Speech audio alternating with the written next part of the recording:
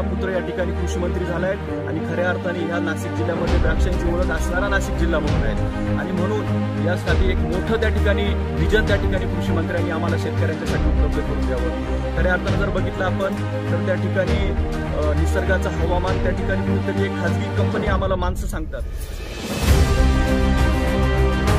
वडनेर भैरव येथे अवकाळीचा द्राक्ष बागांना फटका।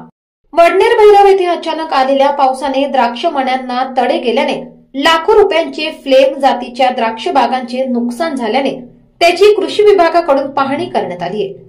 कृषी मंत्र्यांनी देखील वडनेर भैरव येथील शेतकऱ्यांच्या नुकसानीची दखल घेतली आहे। चांदवड तालुक्यातील वडनेर भैरव येथील द्राक्ष उत्पादक बाबाजी सलाते यांच्यासह परिसरातील शेतकऱ्यांनी आपल्या वेदना मांडल्या। मी वडनेर भैरवच्या एक नुकसान झालेल्या द्राक्ष शेतकऱ्याच्या मळ्यामध्ये आता उभा आहे।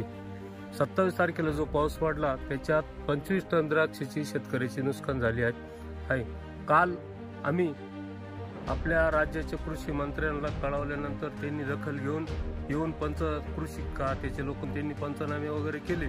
पण आमची दुसरी अशी एक मागणी आहे का वारंवार द्राक्ष शेतकऱ्यांवर जे संकट येत आहे त्यासाठी शासनानं इतर पिकांना जसं 1 रुपयात विमा देता असं द्राक्ष उत्पादकांना थोडे जास्तचे पैसे घेऊन 100% कव्हरेज दिलं पाहिजे द्राक्ष उत्पादकांना, म्हणजे त्यांना हे जे नेहमी संकटाला सामोरे जावं लागतं।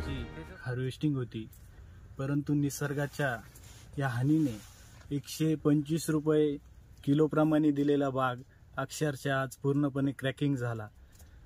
गेल्या छाटणीपासून आजपर्यंत केलेला खर्च 8 ते 9 लाख रुपये या प्लॉटला खर्च झाला आणि आज 70 ते 80% प्लॉट हा कामातून गेला, पूर्ण क्रॅकिंग झाला। निसर्गाने खरोखर खूप वाईट दिवस आणले। शेतकऱ्यांचं खरंच वाईट जीवन आहे। ह्या प्लॉटचं खूप मोठ्या प्रमाणात नुकसान आहे। 30-35 लाख रुपये आम्हाला ह्या प्लॉटचे होणार होते, अवघे या प्लॉटचे आता 2-2.5 लाख रुपये देखील आम्हाला होणार नाही। 12 सप्टेंबरची छाटणी आहे आणि 125 रुपयांनी दिलेला प्लॉट तो आज खाद्य जगतामध्ये नाशिकचं नाव जगभर नेणारा वावरे बंधू यांचा कोंडाजी चिवडा।